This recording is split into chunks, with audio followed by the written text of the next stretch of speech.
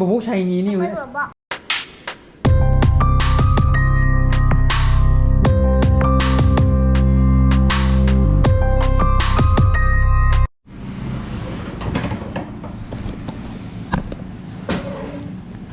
Morning guys, welcome back to my channel. Ngày ngày bên này khali samju kap thalo ra ko sine khara sakra na le ko adu bu ngarang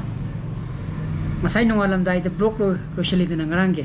adu masai di nongalam dai ni na kana ting thok kai harau ba ngam dre ba ko haidi chano pa nu haidi moi tum hogala kani na duna Argentina na bon ka ya season jam thi no ai ko am thi no ai ai di ha ma da spakalo ni pora da na ko anangi adana Moi penalty surau to asidi phaju khumaga amu yengabne ko aidi nga khradina odugo penalty surau to bakanda ai thadaba madi leyeba aidi Argentina ai goalkeeper to mamangi copa america to jam pasana nga pone bako sep tone habaga sep ani to gibne ko aduna yam thinu ngara ko to somdana brazil power aduna semi final je croatia ga sana done bako aduna final di compulsory sangak tumale aduna finger cross aduna yengaji ngarang dana bon pung hom khai de loiraga ai nga tumni na haidana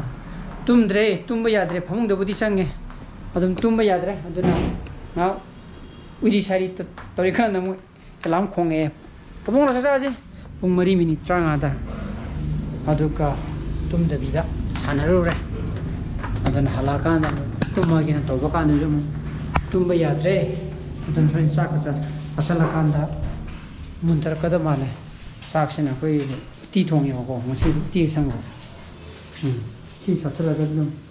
mundara ka do male arang tum do baga don sak sa ho ga Na le ya, ni na nang cha gura. mara sabu ya kyan ti ma sabu ya ne kai ma na mi ho do kai no ba mi sai na ga ne e mo ta krim ka ba da naka no ka ga À, nó nghe nói cái không thì không nhận không? Nó biết là cho một ôn được. Đua hai Thế năm gì mươi đi? tuổi. Thế gì cho bạn xem thì không thì cái nó mà lấy ngập rồi đâu mà giờ nó phải đi qua xong nó cái phải lẻ ra vậy lo mo ta ka phal le bạn nó vô tình lo pita to cha gì mi tu cha xem gì nhiều người cha xem cho Sao rồi? Làm đi. pita cái thịt gì ấy Tại tầng khai ở đi mang chụp ali thì biro thì pita cái thì biro cha rồi mà còn tôi để xin nghe hát cái này. kies lại rồi Kies nó tên mà không biết mẹ không biết hát. Nó gì vậy mẹ xin xin vui chứ còn lại còn lại anh con là bông lo sao gì nó sao thua kìa chứ nó bảo gì không mi không ăn rồi ha mi không ăn rồi bà Dăm trong ăn rồi. ha nó sam rồi đấy nè lại cái gì hao đấy hình dung học có bông Họ tự đâm cái à này. chứ học rồi bà hao có điều kiện Nó để nó hò bà cho hò mà.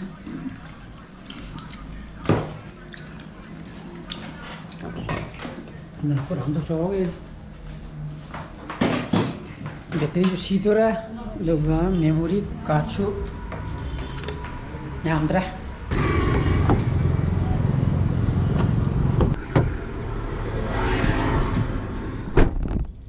अंदर थबक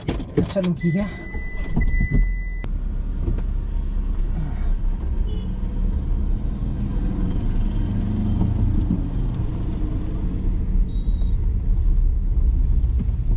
कोई ना ये automatic थोड़ होगा ये इसी थोड़ बजी दिए मो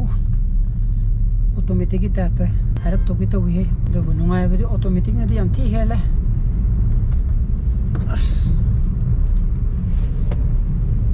हाय बदी क्लास नुंगी टेंशन मत लेते रहे बको हाई ट्रैफिक जैम दा तंग इने थोना बदे जो नर मथंग गाड़ी सिन बकान दे ऑटोमेटिक मत सिलनी अदुबू सिंगदे बदी वाली को अदो वर्ल्ड कप से सांगमन ग्रे दा सही मरी तौरी से ए जे सही अनि गुम्बा को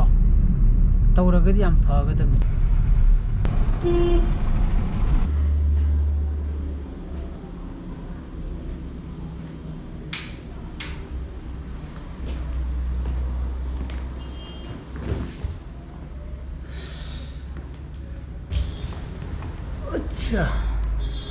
yumda hale aduna firon hondoga tuminga gana tumba yabre yenge yadro thabo kita toge ate ko Enggak. Baru dia lagi brush besar mana. sin thia kan ai sen mai baru mele bas ko sab mani ga kan baru mele bas brush ni thang phi chuna brush ading mudura Enggak. Macamnya baru channel apa punya pai ba coconut ki brush tu na try cha. coconut brush Ayah deh. mi Masih tahu na. sana ba chani nga ji Mau kamera tu na thadu ko draw. nenge na nabu to kemya ude yenge Yang tu. yenge Ya.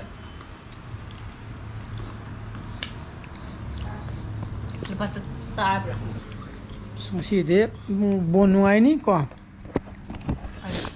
trans ke england ka Portugal Morocco tu na. Anjir. Masih yang. ngasi ne do kana han ba jan han ne ande yenge pung pa ma khai bon ka tang ye yengan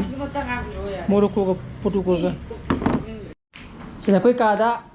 hanubi ma changya kana sari ne ba bobo sai ni ni we sang do kana hali no nang na mayai ga do thau ga tai ra ga lao sin de yeng la ba yam phase ba chapul du ga tu ni